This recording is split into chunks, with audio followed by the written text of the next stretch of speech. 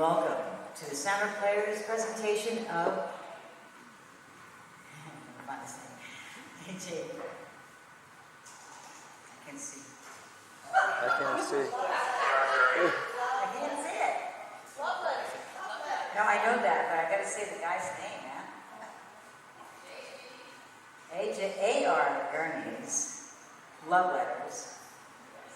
It's a story about two people who met in second grade and started sending little love letters to each other and continued through their lives with all their ups and downs and just told each other everything that was happening.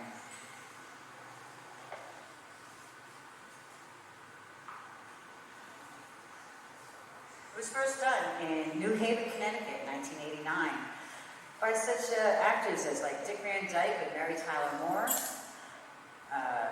Marty Ingalls with his wife from Partridge Family, Shirley Jones. It's a renowned play. Anyway, please remember your theater etiquettes, where your phone is turned either off or on to vibrate, so there's no interruption. And there will be an intermission, so you can refresh your drinks at the back of the bar there.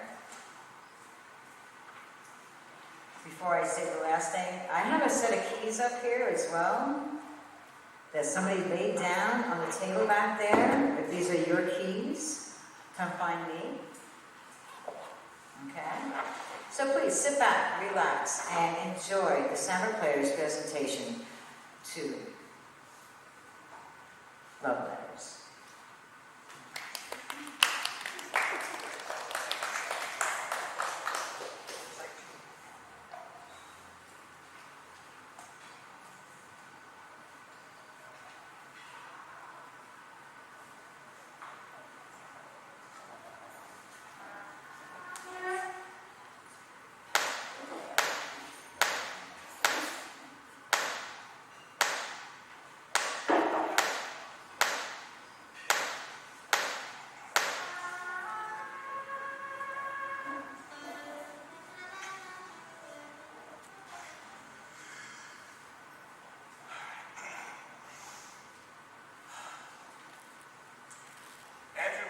Lad III accepts with pleasure the kind invitation of Mr. and Mrs. Gilbert Chandling Gardner for a birthday party in honor of their daughter Melissa on April 19th, 1937 at 3:30. Dear Andy, thank you for the birthday present. I have a lot of Oz books, but not The Lost Princess of Oz. What made you give me that one? Sincerely yours, Melissa. I'm answering your letter about the book. When you came into second grade with that stuck-up nurse, you look like a lost princess. I don't believe what you wrote. I think my mother told your mother to get that book. I like the pictures better than the words. Now let's stop writing letters. Will you be my Valentine? Were you the one who wrote me a Valentine saying, will you be my Valentine? Yes, I sent it. Well, then I will be. Unless I have to kiss you. When it's warmer out, can I come over and swim in your pool? No, you can't. I have a new nurse named Miss Wather who thinks she'll give me infantile paralysis. Will you help me go down and get the milk and cookies during recess? Well, if you don't ask me to marry you again. I will not write personal notes in class. I will not write personal notes in class. I will not. Merry Christmas and Happy New Year. Love, Andy Ladd. I made this card myself. It's not Santa Claus. It's a kangaroo jumping over a glass of orange juice. Do you like it? I like you, Melissa. My mother says I have to apologize in writing. I apologize for sneaking into the girls' bathhouse where you were changing into your bathing suit. Tell Miss Hawthorne I apologize to her too.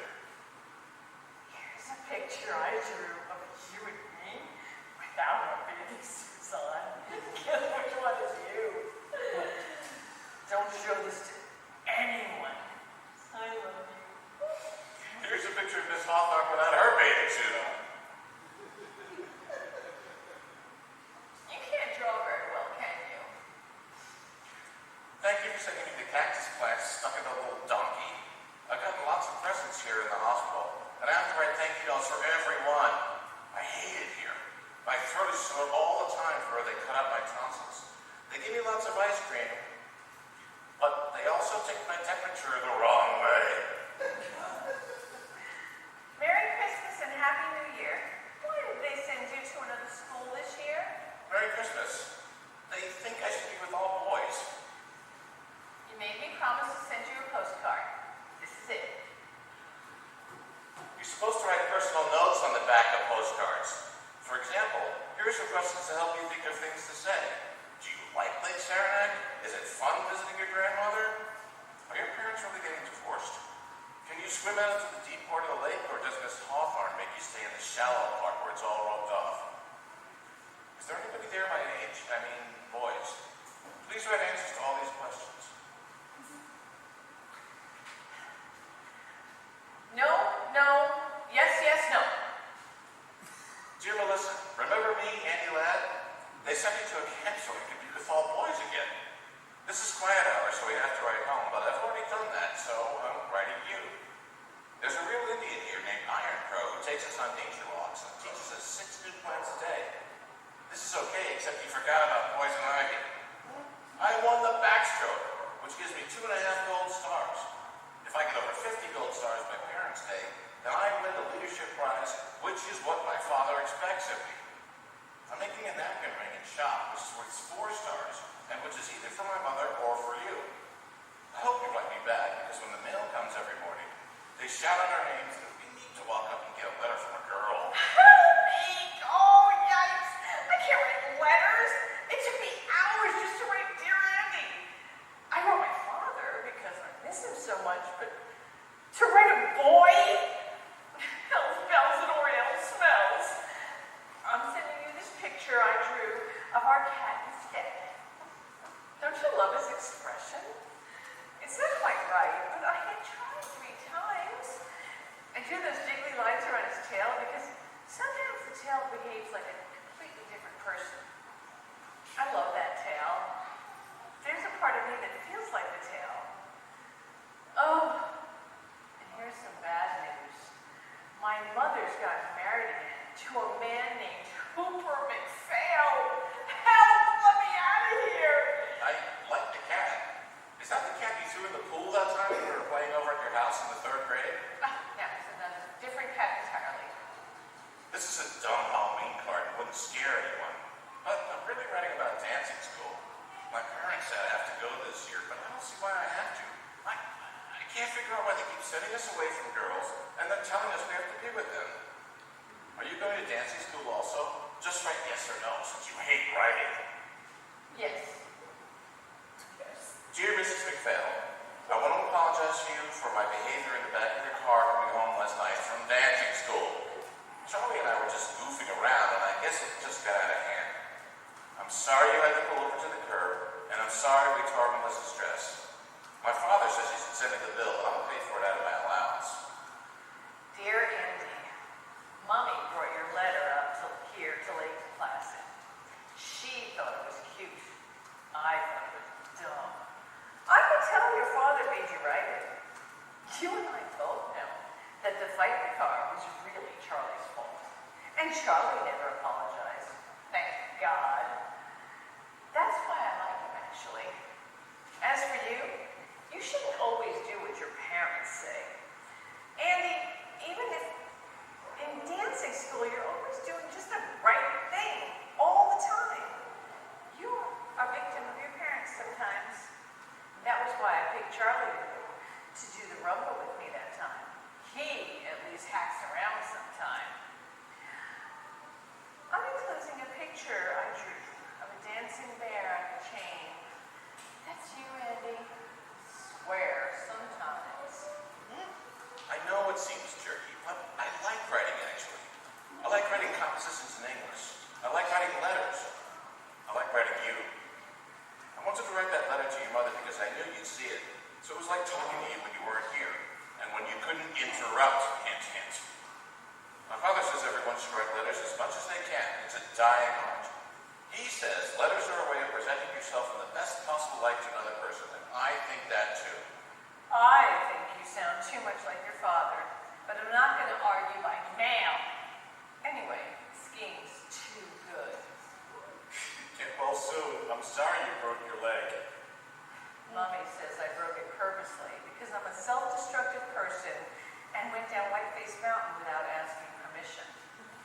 All I know is, I wish I had broken my arm instead so I'd have a good excuse not to write letters.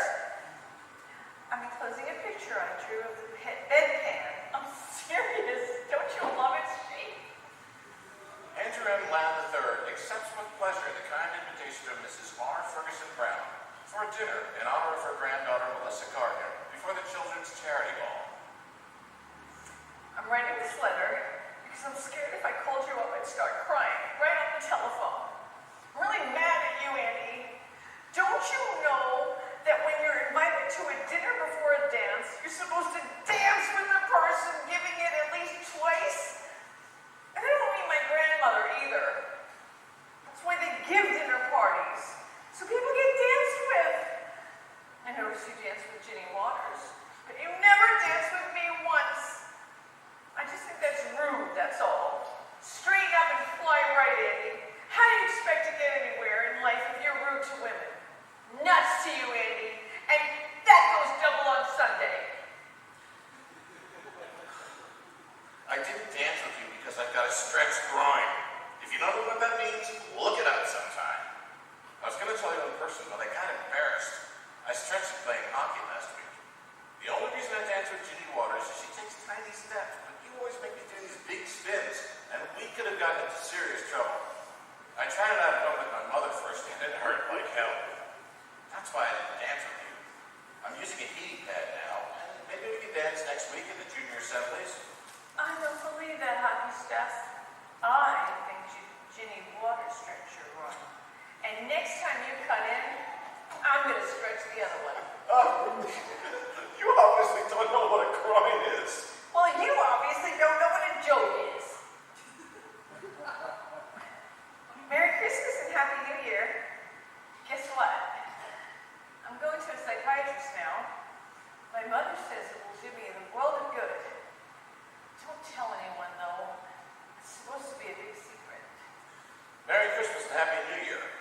I have a question. Would you please write the answer by mail? Because sometimes when you call, my mother listens on the telephone. And when she doesn't, my little brother does. Here's the question. Do you talk about sex with a psychiatrist? I talk about sex all the time. It's terribly expensive, but I think it's worth it. If I went to a psychiatrist, I'd talk about you. Seriously, I would. I think about you quite often. Sometimes, I think you just like me because I'm richer than you are. Sometimes I really have that feeling. I think you like the pool and the elevator in my grandmother's house and Simpson in his butler's coat, coming in with ginger ale and cookies on a silver tray. I think you like all that stuff just as much as you like me. All I know is my mother keeps saying you make a good match. She says if I ever married you, I'd be set up for life. But I think it's really just physical attraction. That's why I like going to the elevator with you at your grandmother's that time. Want to try it again? Help! Let me out of here! They ship me off to the seminary? It's the end of the absolute world. We have to wear these saccharine little mini blouses and learn posture and gym and speak French out loud. In class, aidez-moi, mon chevalier. Oh God, it's crappy here.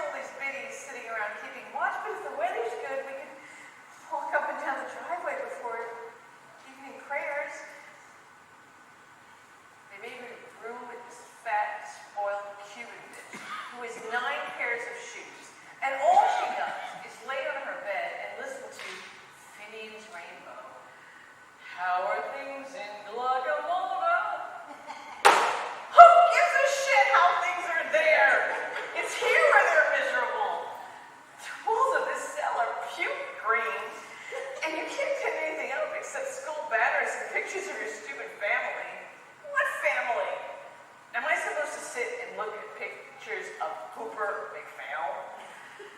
Come save me, Andy, or at least write, just so I hear a boy's voice even on paper. Just got your letter. They shipped me off too. Last minute decision. Your mother told my mother it would do me good. She said I was a diamond in the rough. I'll write as soon as I'm smoother. Oh, dear Diamond, you too? Oh, I give up. Why do they keep pushing us together and then pulling us apart? I think we're all being brought up by a bunch of foolish farts. Now we'll have to write letters, which I hate. But don't let them smooth you out, Andy. I like the rough parts. Sometimes I think you ought to be a little rougher. Love me. I'm very sorry to be so late in replying, but I haven't had much time. I also have a lot of obligations. I have to write my parents once a week, and 3 out of 4 grandparents separately once a month. And Minnie, the cook, who sent me a box of fudge. Plus I have all my schoolwork to do, including a composition once a week for English and another for history. My grandmother gave me a new Parker 51 and some writing paper with my name on it as a going-away present. But still, that's a lot of writing I have to do. Last week I was so tied up, I skipped my weekly letter to my parents, and my father called the school long distance about it. I had to go up on the carpet in front of the rector and said I wasn't sick or anything, I was just working. And so I had to write my parents 3 pages to make up for the week I missed. So that's why I haven't written until now. Whew. School is going well, I guess. In English, we're finishing up Milton's Paradise Lost. In Latin, we're translating Cicero's orations against Catiline. How long, O Catiline, will you abuse our patience? When I get home, I'm going to try that on my little brother. In math, we're trying to factor the 2 unknowns. Sometimes I let X be me and Y be you, and you'd be amazed how it comes out. I was elected to the student council, and I'm arguing for 3 things. 1, I think we should have outside sports, rather than keeping them all intramural. I think we'd be better to play with Exeter than just play with ourselves. 2, I think we should have more than 1 dance a year.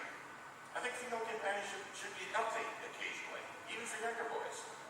And 3, we should only have to go to chapel once on Sunday. I think it's important to pray to be a better guy and all that. But if you have to do it all day long, it can get quite boring. And if you get boring to yourself, think how boring you must be to God. Now, after memorizing the last 5 lines of Paradise Lost. Hold it. Back in a little while. There, that wasn't so hard. Maybe because it reminds me of you and me, sent away from home. I'll write it down for you. Some natural tears they dropped, but wipe them soon. The world was all before them, where to choose their place of rest and Providence their guide. They hand in hand with wandering steps and slow through Eden, took their solitary way. There you are. I wrote that without looking at the book, and it's right too, because I just checked it word by word. It's not so bad, is it? In fact, it sounds great if you're excited in the bathroom when no one is in the shower or taking a dump. Love it. Thanks for your letter. It's a little too long.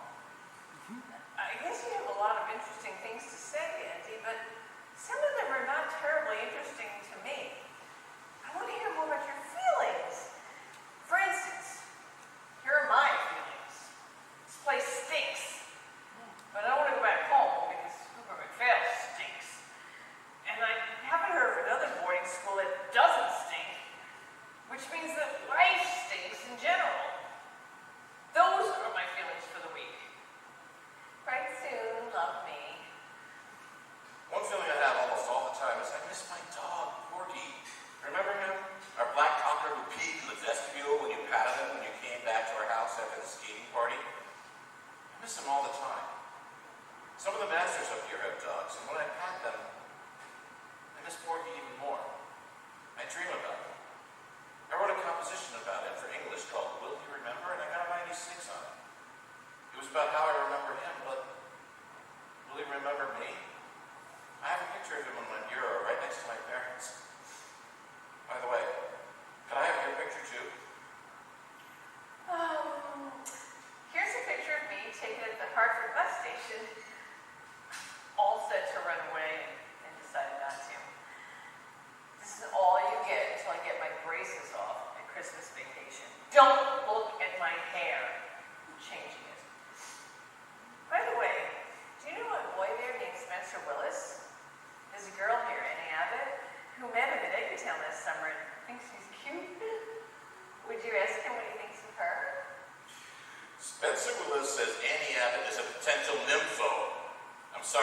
this, but it's true. Annie says to tell Spencer he's a total turkey. Tell him she'd write and say so herself, but she's scared she'd barf all over the page. Do you get out for Thanksgiving? We don't because of the war. Well, we do, but I don't. I've been grounded just for smoking one lousy Chesterfield out behind the art studio. So now I have to stay here and eat stale turkey with Cubans and Californians. Well, that's all right. I was supposed to meet Mummy in New York. It looks like she can't be there anyway because she's going into Reno for a divorce. Cooper McPhail. Yippee, yay. He was a jerk and a pill. And he used to bother me in bed, if you must know. I like seeing you at Christmas vacation, particularly with your braces off. I really like necking with you in the Watson's rumpus room. Will you go steady with me? I don't believe in going steady. It's against my religion. I hated all that stuff with pairs of 50 people in the Watson's basement leaning on each other, swaying to that dumb music with all the lights off. If that's going steady, I say screw it. My mother says you should meet as many boys as you can before you have to settle down and marry one of them. That way you don't make less of a mistake. It didn't work for her, but maybe it'll work for me. Can we at least go to the movies together during spring vacation? I don't know, Andy. I like seeing you, but I don't really want to go home much anymore. My mother gets drunk a lot, if you must know, and comes into my room all the time and talks endlessly about I don't know what because she slurs her words. The only really good time I had was when I came over to your house Christmas Eve. That was fun. Singing around the piano, hanging up the stockings, playing Chinese checkers with your brother, helping your mother with the gravy. I liked all that. You may not have as much money as we have, but you had a better family. So, spring vacation, I'm going to go visit my grandmother in Palm Beach. Oh, ho, hum. At least I'll get a tan. Oh, P.S. I'll post this a picture I drew of your dog Porgy, who I remember from Christmas Eve. The nose is wrong, but don't you think the eyes are good? I'm stroking the fourth crew now. Yesterday I rode number 2 on the 3rd. Tomorrow I may rode number 6 on the 2nd or number 4 on the 5th. Who knows? You get out there and work your butt off, and the launch comes alongside and hooks you over. And the next day they post a list on the bulletin board saying who will row what. They never tell you what you did right or wrong, whether you're shooting your slide or bending your back or what. They just post the latest results for all to see. Some days I think I'm doing really well and I get sent down 2 crews. One day I was obviously hacking around and they moved me up. There's no rhyme or reason. I went to Mr. Clark, who's the head of Rosie, and I said, look, Mr. Clark, there's something wrong with the system. People are constantly moving up and down and no one knows why. It doesn't seem to have anything to do with whether you're good or bad, strong or weak, coordinated or uncoordinated. It all seems random. Sir? And Mr. Clark said, that's life, Andy, and walked away. Well, maybe that's life, but it doesn't have to be life. You could easily make rules which made sense. So the good ones moved up and the bad ones moved down, and people knew what was going on. I'm serious. I'm thinking about going to law school later on. Your last letter was too much about rowing. Do you know a boy there named Steve Skelly? I met him down in Florida, and he said he went to your school, and he was on the first crew. He said he was the fastest rower on the boat. Is that true, or was he lying? Steve I Scully. think he might have been lying. Steve Scully was lying. He doesn't even row. And if he did and rowed faster than everyone else in the same boat, he'd mess the whole thing up. He said he got to second base with you. Is that true? Steve Scully's a lying son of a bitch, and you can tell him I said so. Will you be around this summer? I think I've got a summer job caddying some homework camp. Thank God. I'll be visiting my father in California. I haven't seen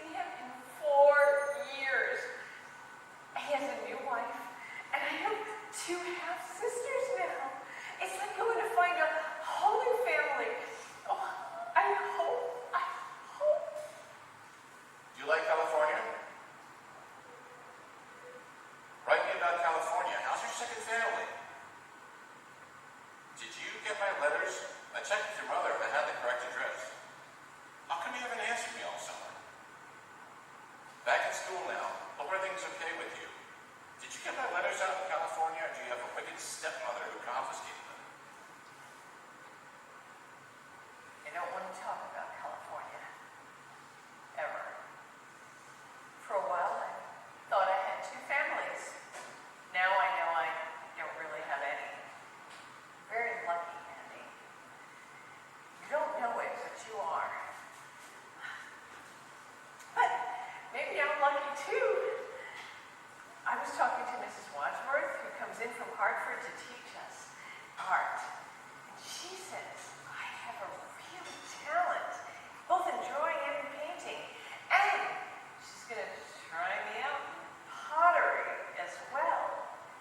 She says some afternoon she's going to take me just by myself to her studio in Hartford, and we'll do life drawings of her lover in just a jockstrap. Don't laugh. She says art and sex are sort of the same thing. Dear Melissa, I have 4 questions, so please concentrate. 1. Will you come up to the midwinter dance? 2. If so, can you arrive on the 11:22 Friday night train? 3. Does the rector's wife have to write your head mistress telling her where you will be staying? 4. Does the rector's wife also have to write your mother? The answer is yes, except for my mother, who wore my hair. I have to tell you this right off the bat. I'm really goddamn mad at you.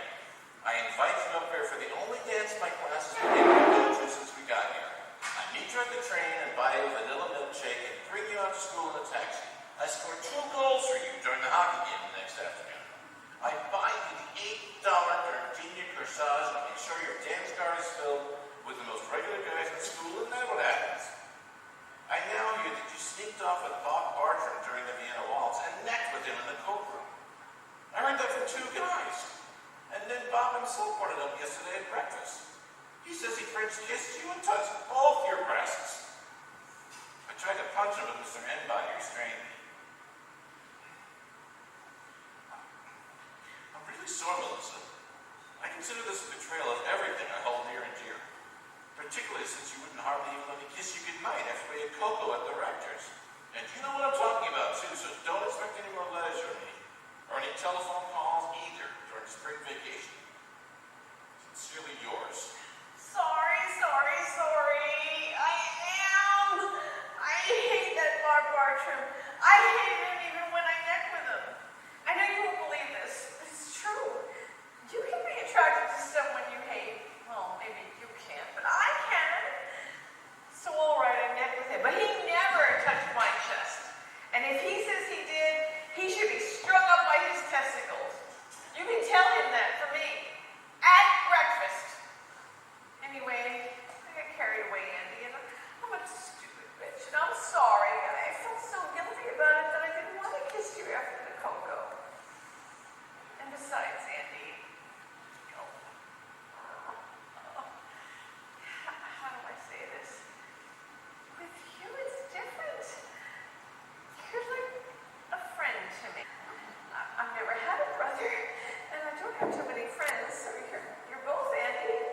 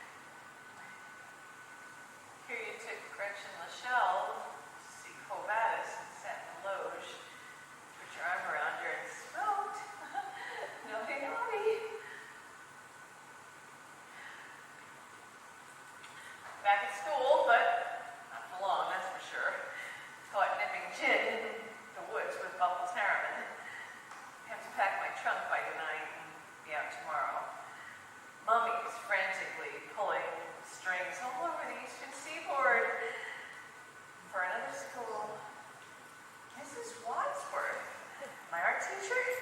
She thinks I should chuck it all and go to Italy and study art. What do you think? Oh, please, Andy, write. Please. I need your advice. Or are you too busy thinking about Gretchen Lachelle? To answer your question about Italy, I think you're too young to go. My mother said she had a roommate once who went to Italy in the summer, and the Italians pinched her all the time on the rear end. Mother says she became thoroughly overstimulated. So I think you should go to another school, graduate, go to college, and maybe after that, when you're more mature, you could go to Italy. That's my advice for what it's worth, which is probably not much, the way things are going between you and me. Here I am at Emma Willard's Academy for Young Lesbians. The hell? Let me out of here. Plus fossils, plus the same shit. Are you coming straight home this June? Because I am. I want to see you. Are you still in love with Gretchen Lachelle? For your information, I am not taking Gretchen Lachelle's out anymore. I brought her home after the Penny's party, and my father caught us on the couch. He told me that he didn't care what kind of girls I took out, as long as I didn't bring them around my mother, even though my mother was up in bed. Still, I guess Gretchen can be embarrassing to older people. Well, I hope to see you in June then. Come on, June. Sorry, I have to go be a counselor at the school camp for poor kids from the urban slums. I'm vice president of my class now, and I'm supposed to set an example of social responsibility all through July. I'll be writing you letters, though, and I hope you write me. I don't want to write letters all the time. I really don't. I want to see you. Just need more confidence in your letter writing ability. Sometimes you manage to attain a very vivid style. Won't you please just stop writing about writing? Come home and go to the Campbell sports party with me before you go up to that stupid camp. Please? I behave better when you're around in person. Please. Greetings from New Hampshire. This card shows the town we're near where we sneak in and buy beer. We're cleaning the place up now and putting out the boat docks and caulking the canoes because the kids arrive tomorrow. Gotta go. Right soon. I miss you. I really wish you would come to the Campbell sports party. Dear Melissa, Sandy McCarthy arrived from home from the second shift here at camp, and he told me all about the Campbell sports party. He said you wore a two-piece bathing suit and ran around goosing girls and pushing boys into the pool. Do you enjoy that sort of crap? He said the other girls are furious at you. Don't you want the respect of other women? Sandy said you also let Bucky Zeller put a tennis ball into your cleavage. Are you a nympho or what? Don't you ever just like sitting down somewhere and making conversation? Sandy says you're turning into a hot box. Do you like having that reputation? Hell, I thought there was a difference between you and Gretchen Lachelle's. Maybe I was wrong. Don't you care about anything in this world except hacking around? Don't you feel any obligation to help the poor people, for example? Sometimes I think your big problem is you're so rich you don't have enough to do. And so you start playing grab ass with people. I'm sorry to say these things, but what Sandy told me made me slightly disgusted, frankly. I wrote you a letter from New Hampshire. Did you receive it? Are you there? Are you visiting your grandmother, or what? Are you sore at me? I'll bet you're sore at me.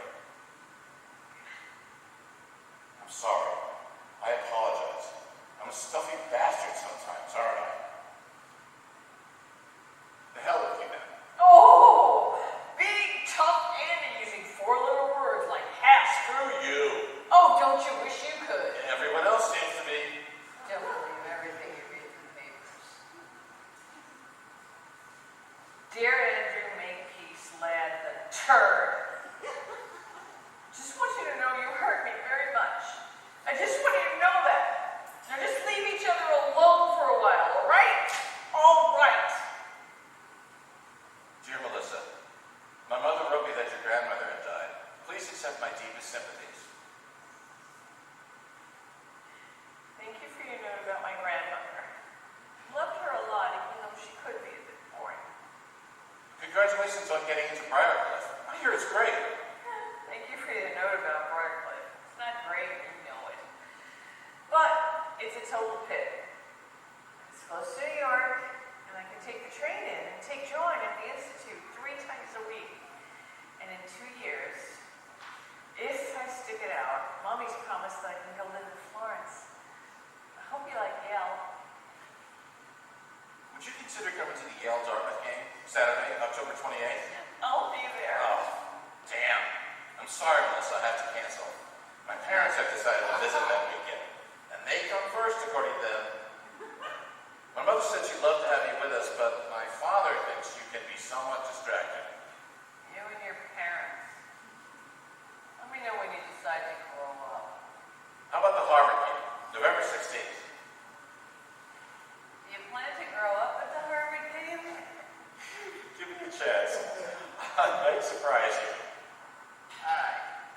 Okay. Let's give it a try. You should know that I'm even richer now than when you said I was rich, thanks to poor Granny.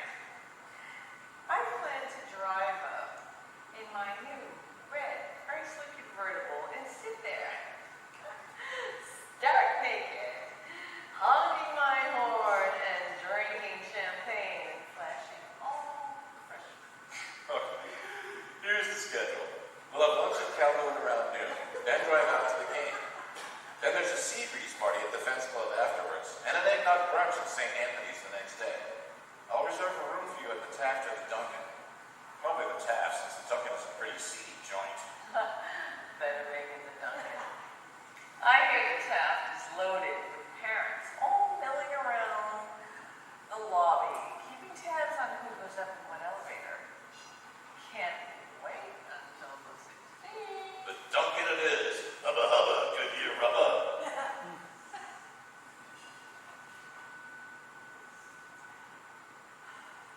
Dear Eddie, this is supposed to be a thank you note for the Yale Harvard weekend. I don't feel like writing one, and I think you know why. Love, Melissa. Dear Melissa, I keep thinking about the weekend. I can't get it out of my mind. It wasn't much good, was it? I don't just mean the Duncan, I mean the whole thing. We didn't really click, did we? I always had the sense that you were looking over my shoulder, looking for someone else, and ditto with me. Both of us seemed to be expecting something different from what was there. As for the Hotel Duncan, I don't know. Maybe I had too many sea breezes, maybe you did. What I really think is there were too many people in that hotel room. Besides you and me, it seemed my mother was there, egging us on, and my father shaking his head, and your mother zonked out on the couch, and Miss Hawthorne and your grandmother sitting on the sidelines watching us like hawks. Anyway, I was a dud, I admit it. I'm sorry. I went to the infirmary on one day and talked to the doctor about it. He said these things happen all the time, particularly when there's a lot of pressure involved. The woman doesn't have to worry about so much, but the man does. Anyway, it didn't happen to Gretchen Lachelle's. You can write her and ask her if you want. You know what I think is wrong? These letters. These goddamn letters. That's what's wrong with us, in my humble opinion. I knew you more for your letters than you in person. Maybe that's why I was looking over your shoulder. I was looking for the person who's been in these letters all these years. Or for the person who's not in these letters. I don't know. All I know is you're not quite the same when I see you, Andy. You're really not. I'm not saying you're a jerk in person. I'm not saying that at all. I'm just saying that all this letter writing has messed us up. It's a really bad habit. It's made us feel like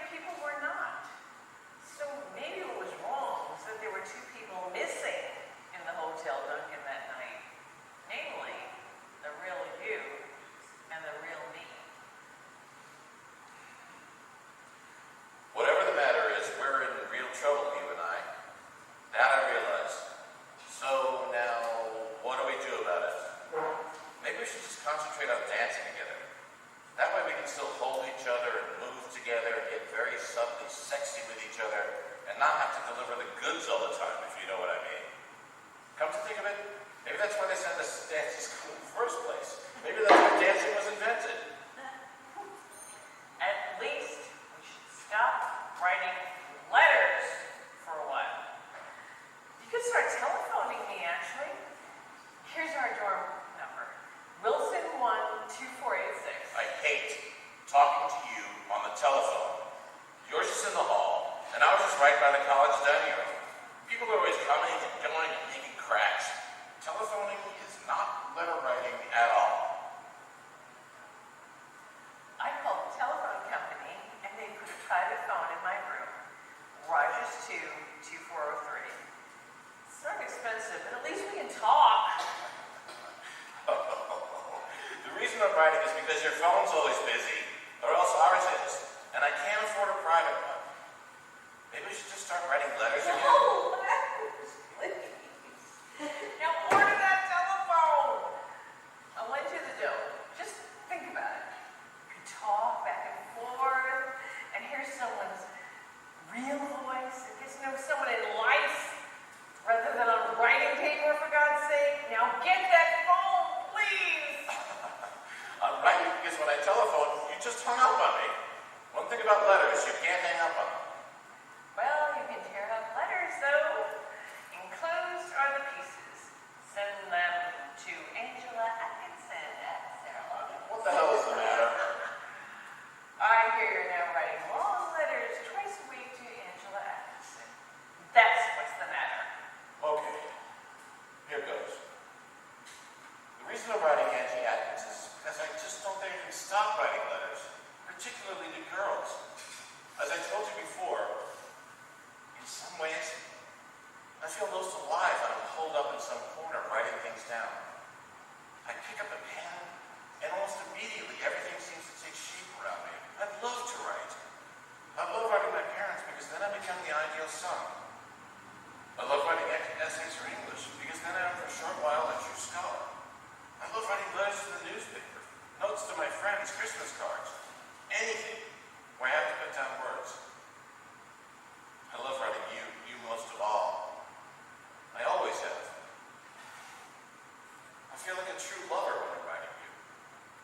This letter, which I'm writing with my own hand, with my own pen, in my own penmanship, comes from me and no one else, and is a present from me to you. It's not typewritten, though I've learned how to type. There's no copy of it, though I suppose I could use a carbon. And it's not a telephone call, which is dead as soon as it's over. No, this is just me. Me, the way I write, the way my writing is, the way I want to be to you. Giving myself across the distance. Not keeping or retaining any part of it for myself. Giving this piece of myself to you totally. And you can tear me up and throw me out, or keep me, and read me today, tomorrow, anytime you want, until you die. Oh, boy, Andy. Love that. No. I meant what I wrote in my last letter. I've thought about it. I thought about all those dumb things which were done to us when we were young. We had absent parents, slapping nurses, stupid rules, obsolete schooling, empty rituals, hopelessly confusing sexual customs. Oh my God! When I think about it now, it's almost unbelievable. It's a fantasy. It's like back in the Oz books, the way we grew up. But they gave us an out in the land of Oz. They made us write. They didn't make us write particularly well, and they didn't always give us important things to write about. But they did make us sit down and organize our thoughts and convey those thoughts on paper as clearly as we could to another person. Thank God for that. That saved us. Or at least it saved me. So, I have to keep writing letters. If I can't write them to you, I have to write them to someone else. I don't think I could ever stop writing completely. Now, can I come up and see you next weekend? Or better yet, won't you please escape from that suburban Sing Sing and come down here and see me? I broke my way into this problem. Damn it. I'm writing my way out. I'll make another reservation at the Hotel Duncan, and I promise I'll put down my pen and give you a better time. Dear Andy, guess what? Right when I was in the middle of reading your letter, Jet Duffield telephoned from Amherst and asked me for a weekend up there. So I said yes before I got to where you asked me. Sorry, sweetie, but it looks like this telephone wins in the end. Dear Melissa, somehow I don't think this is the end. It could be, but I really don't think it is. At least I hope it isn't. Love, Andy.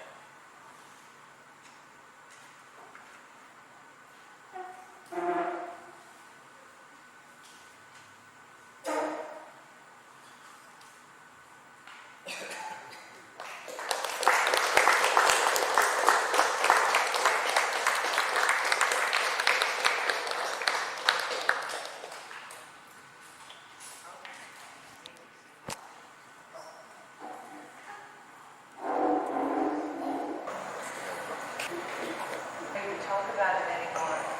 Listen, I'm writing to tell you this, because it's over, it's gone, and I'm coming home, and that's all I ever want to say about it ever again.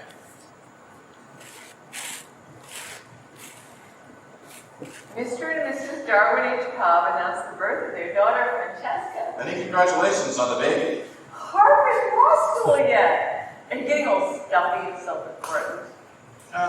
As you know, I've always liked to write letters. I decided I might do better trying to write laws, which, after all, are the letters that civilization writes to itself. Yes, you are getting all stuffy and self-important. Come and have a drink with us sometime. We're right on the way to New York, and sooner or later, everyone comes to New York. Read the New York Times account of your show in Stanford. Sounds like you are causing a series of seismic shocks up and down the Merritt Parkway. Don't joke about my work. There's more there than what they said in your goddamn Bible, the New York Times. Enclosed, see what other critics said. Notice they think I'm good. And I am, too. Or could be. Just only focus. Sorry. I know you're good. I've always known it. Here means law review, whatever that means. I assume you review laws. I would wish you would review some of the marriage laws. Just a quick note. Are you in any trouble? I don't understand your last note. We're fine. We're fine. Everybody's fine. Congratulations on baby number 2. Number 2 is the perfect way to describe this particular baby. Greetings from Washington. Here looking for a Supreme Court justice, which isn't quite as fancy as it sounds. Dear Andy, I was very sorry to hear about the death of your father. I know he was a great influence on you, and I know you loved him very much. I also know that he didn't like me. I'm sure he thought I was bad for you, and I probably was. Still, he was a good, decent man, and I always knew where I stood with him when you bring me home to your family back in the old days, back in the land of Oz. I wish I'd had a father like that. Please accept my deepest sympathies. Love, Melissa. Dear Melissa, thank you for your note on my father. I did love him. He was a classy guy, the best of his breed. Even now he's gone, I can still hear him reminding me of my obligations to my family, my country, and myself, in roughly that order. All my life, he taught me that those born to privilege have special responsibilities, which is, I suppose, why I came home alone from Japan, why I chose the law, and why I'll probably enter politics at some level, sometime on down the line. Thanks for writing. Love, Andy. Merry I'm enclosing a snapshot of what they took with me and the girls. I look domestic. Stop looking at my hair. By the way, you'll notice you know who is not in the picture. Thanks for the Christmas card. Are you in trouble? Greetings from Reno. Can I stop by Washington on my way back east?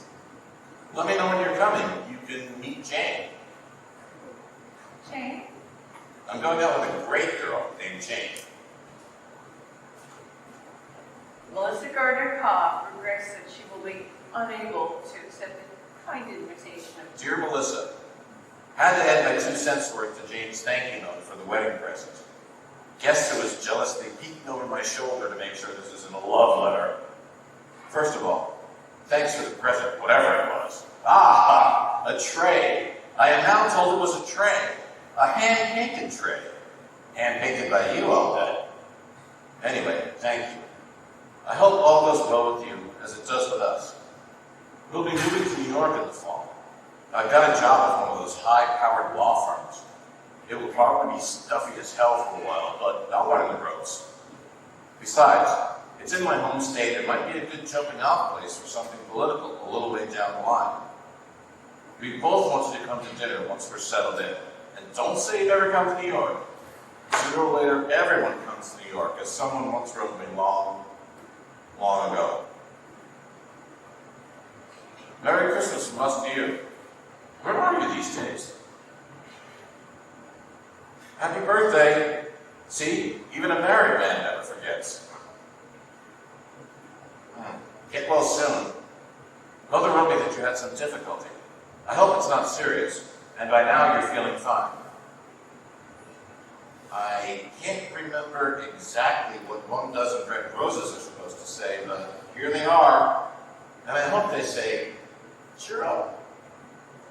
Hey, I sent you some flowers a while back. Did you receive them? Are you all right? Karen. Yes! All right. Yes, I got your flowers. Yes, I'm fine. No, actually, I'm not fine. And they tell me I've got to stop running around saying that I am. I'm here at this posh joint outside Boston, drawing out for $155 a day. One of my problems is that I got slightly too dependent on the joy juice. Back in a habit they picked up. They tell me they picked it up during the party days back in our town. Another is that I slide into these terrible lows. Mommy says I drag everyone down. I guess she's right. Anyway, the result is that my ex has taken over custody of the girls. And I'm holed up here popping tranquilizers and talking my head off in single and group psychiatric sessions, turning into probably the biggest bore in the greater Boston area. Have you thought about doing some painting again? That might help. Did you get my note about taking up art? You were good, and you know it. You should keep it up. I did get your note. I have taken it up, and it helps. Really. Thank you. I'm channeling my rage, enlarging my vision, all that. I hope all goes well with you and... Wait, hold it. I'm looking it up in my book. Ah! Jane. It's Jane. I hope all's well with you and Jane. Merry Christmas from Andy and Jane Ladd. And Andrew the Fourth. Guess the name of the dog. Corey. You got it.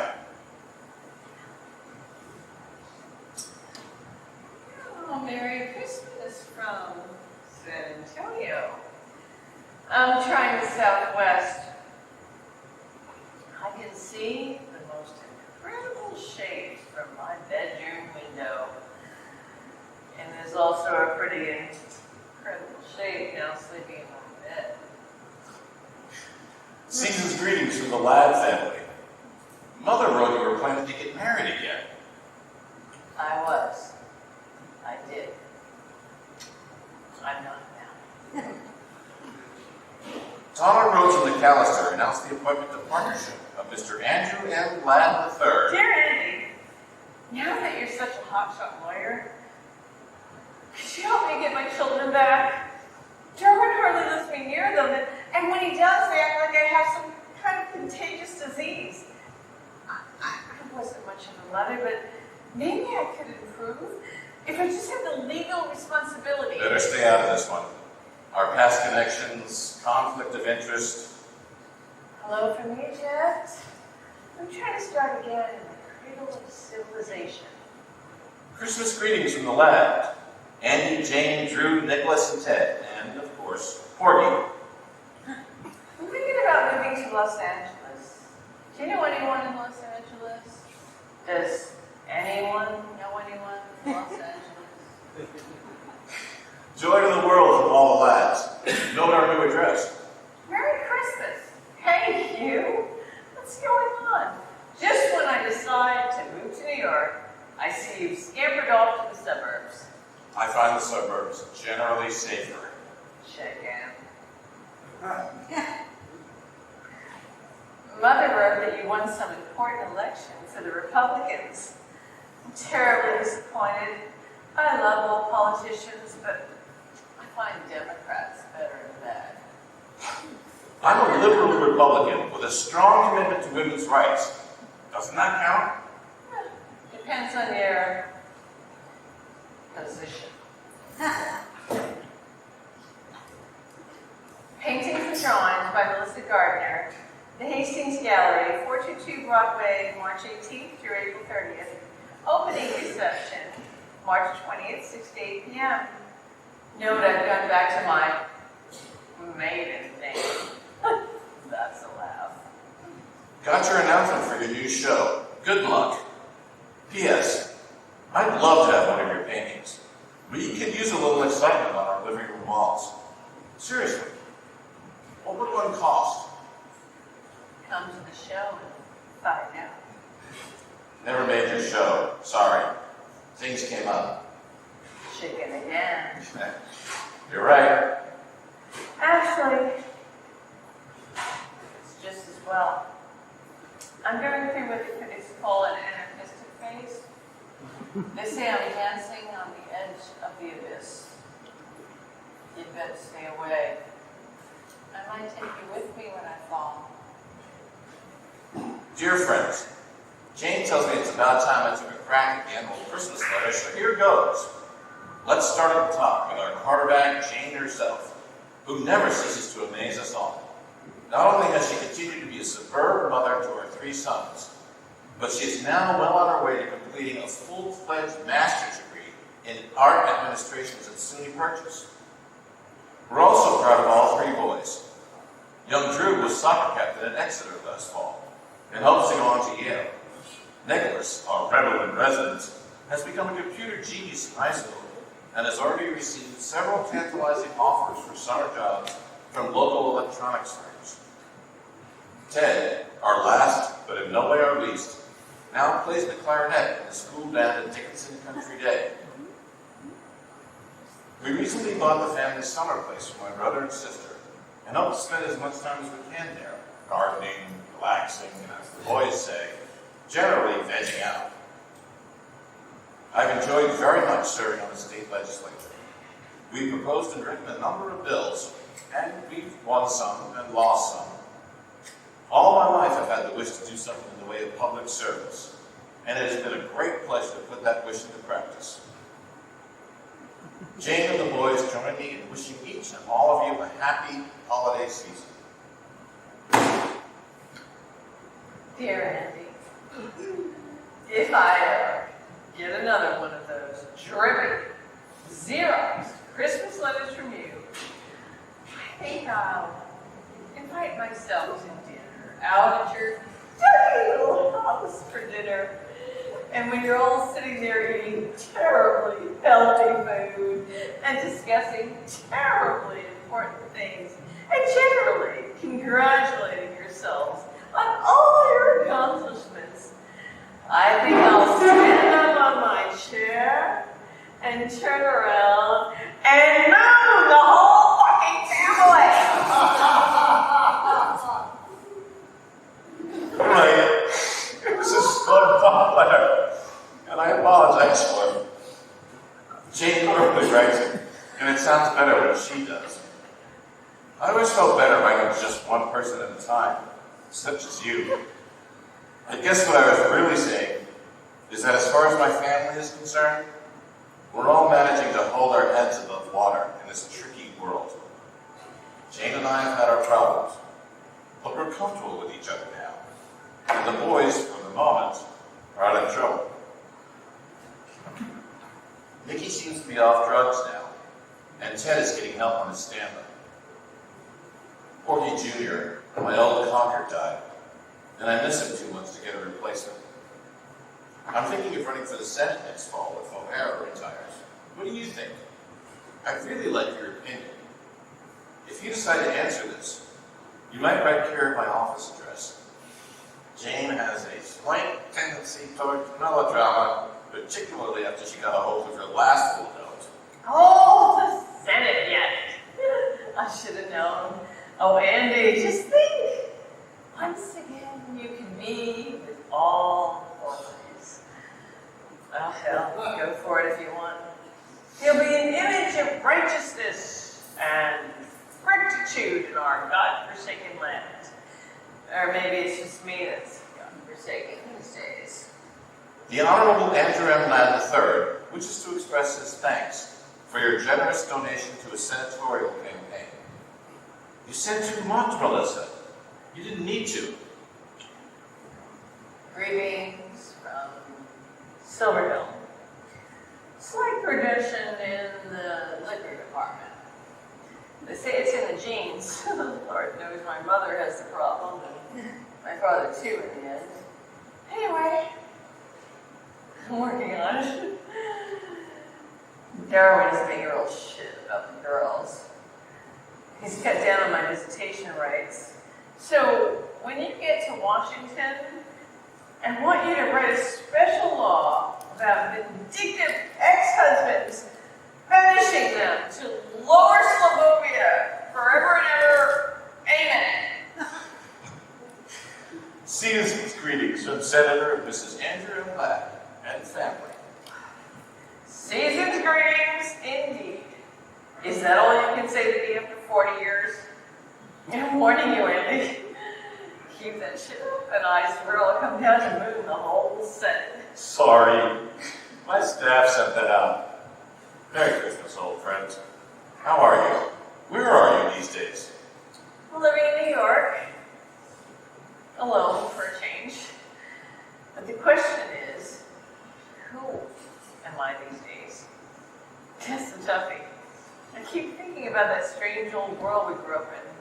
How did it manage to produce both you and me, a stalwart, upward, servant of the people, boozed out, cynical, serious, old broad. The best and the worst, that's us. Don't be so tough on yourself. Get back to your art. I'll try. Merry Christmas, Happy New Year, and much love. Much love? Much love? God, Andy, how sexy. Remember how much that meant in our preppy days? It was just love. That meant in our preppy days. You were out in the cold. But if it was all my love, well, you were hemmed in for life. But much love, that's it. Things could go either way. Remember? Merry Christmas and love from us all. Yeah, I saw you on 60 Minutes. You look fabulous. And that was a great little pep talk in the Senate on our responsibilities to Latin America. Don't forget to keep your eye on the ball. Thanks for your card. What ball? The ball is that Money doesn't solve everything. It helps, but not as much as people think. Take it from one who knows. That's the moral. Merry Christmas and love. What are you up to these days? I'm trying to work with clay. Remember that kind of clay we used in Mrs. Mickler's art class in the 4th grade? That old gray stuff? I think we called it plasticine. I'm trying to work with that. I'm making cats, dogs. I even made a kangaroo jumping over a glass of orange juice, remember? I'm trying to get back to those old feelings I had back in the homeland. I have to find feelings, any feelings. Otherwise, I'm dead. Come down and help me search. I have a studio down in Soho. We could, we could at least have dinner and talk about old times, couldn't we, Senator? P.S. Did you know that my mother got married again at the age of 82 to my father's brother?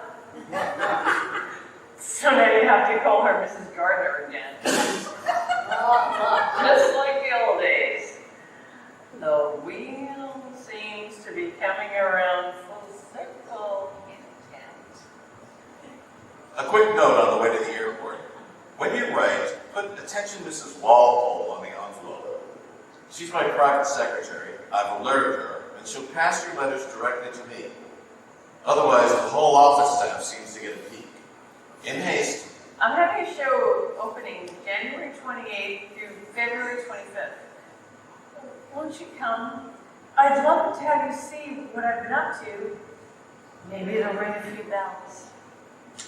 Can't make it. I'll be on an official visit to the Philippines most of February.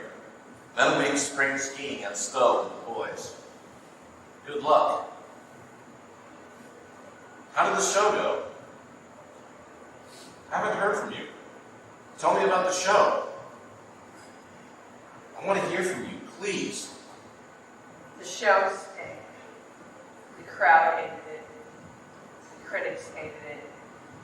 I hated it. It was nostalgic shit. You can't go home again, and you can quote me on that. I'm turning to photography now. Realism! That's my bag. The present tense. Look the modern world squarely in the face and don't blink. Oh, Andy, could I see you? You're all I have left. I'll be in New York next Tuesday the 19th. Have to make this fundraising speech at a dinner.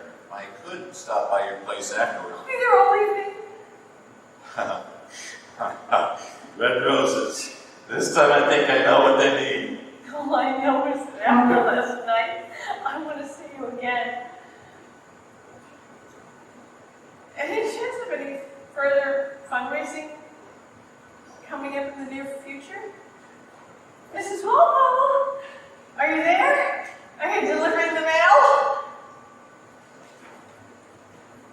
I'm sorry I've taken so long to reply.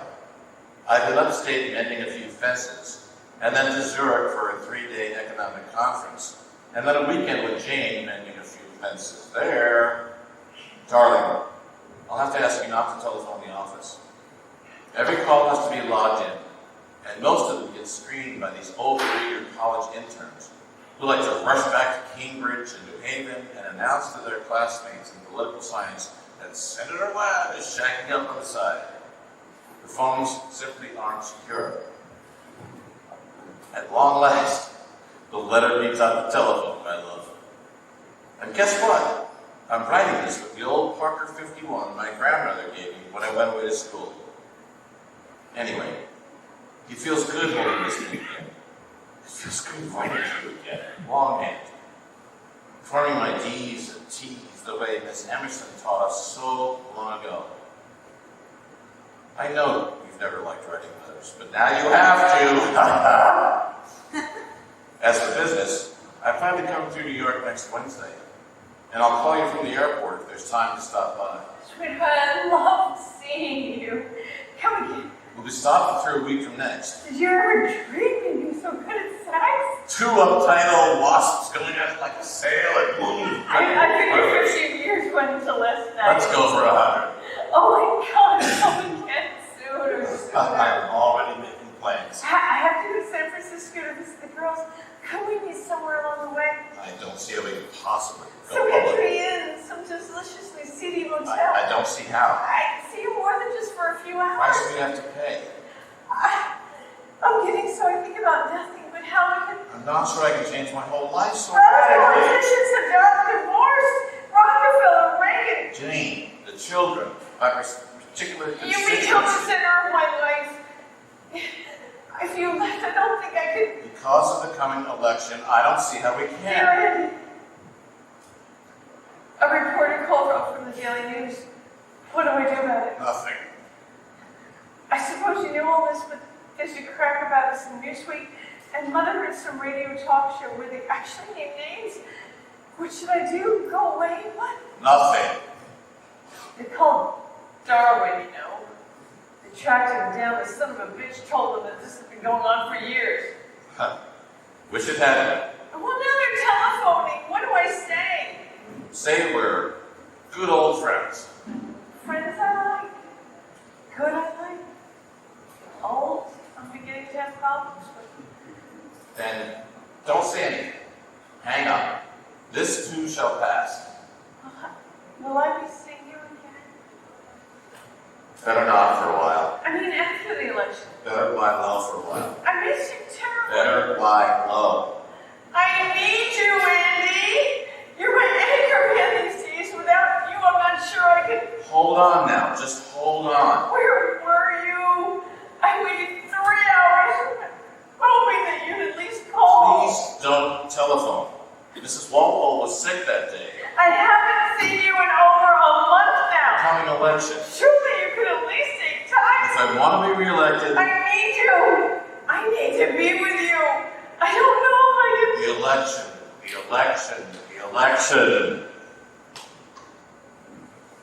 I haven't heard from you in 6 weeks, Andy. Are you trying to tell me something, Andy?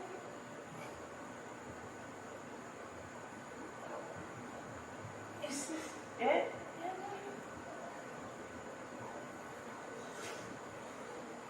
Congratulations on the landslide victory, Melissa. Could we meet at your place next Sunday night?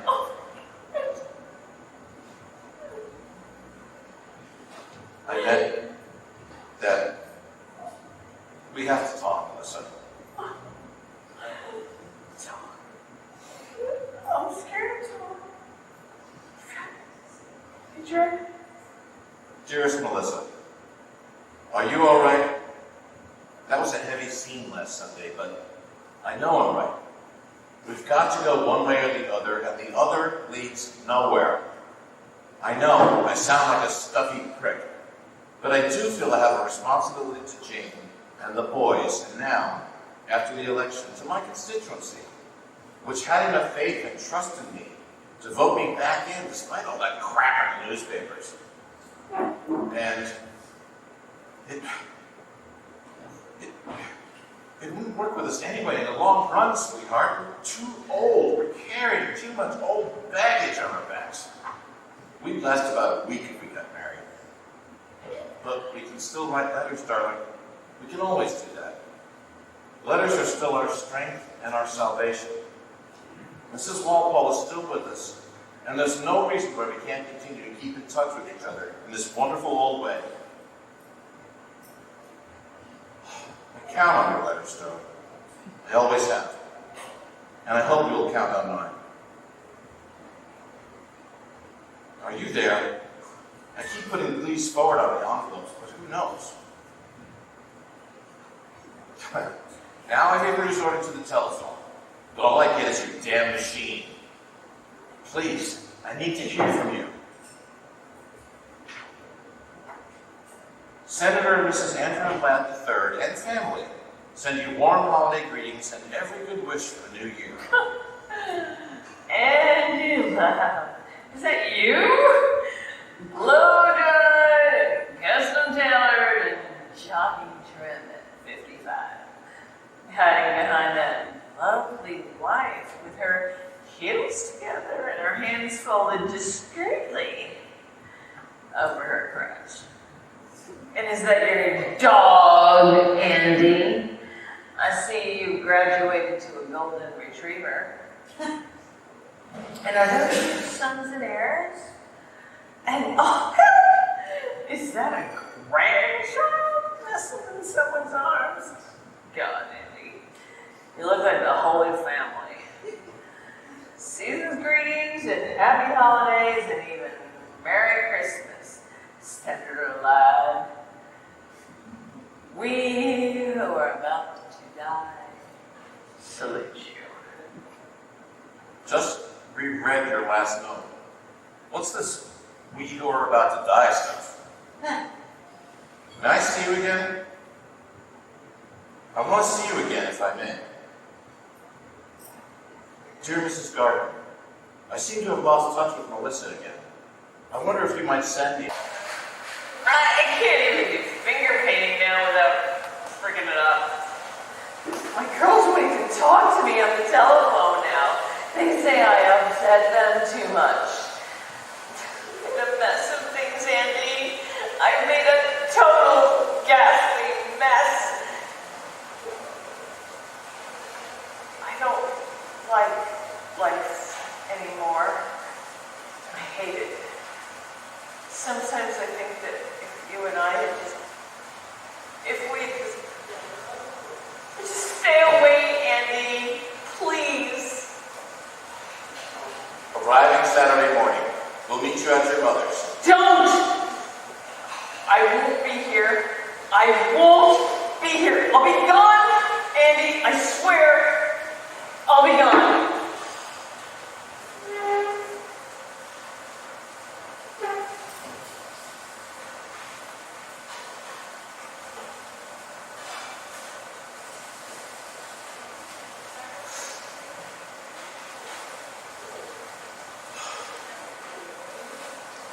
Dear Mrs. Gardner, I think the first letter I ever wrote was to you, accepting an invitation for Melissa's birthday party. Now I'm writing you again about her death. I want to say a few things on paper I didn't say at her funeral, both when I spoke and when you and I talked afterward. As you may know, Melissa and I managed to keep in touch with each other most of our lives, primarily through letters. Even now, as I write this letter to you, I feel like I'm writing it also to her. You're in your element now, Andy. We had a complicated relationship, she and I, all our lives. We went in very different directions. But somehow, over those years, I think we managed to give something to each other. Melissa expressed all the dangers and rebellious feelings I never dared to admit to. Howard tells me. And I like to think I gave her some sense of balance. Balance! How will I give up having your way, Andy?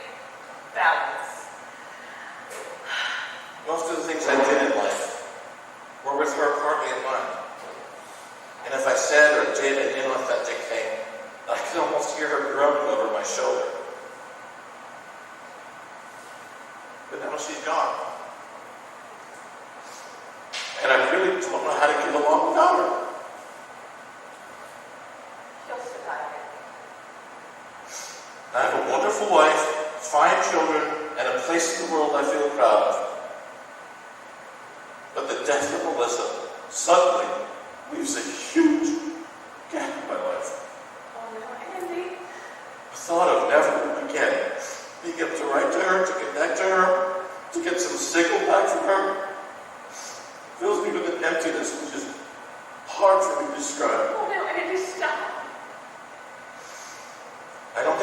many men in this world who have had the benefit of such a friendship with such a woman. But it was more than friendship, too. I know now that I loved her.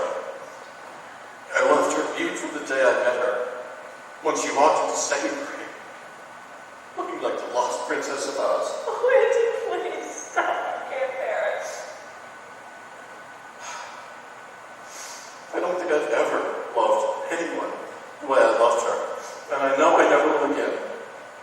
She was at the heart of my life, and already I miss her desperately. I just wanted to say this to you, and to her, sincerely, Andy Ladd. Thank you.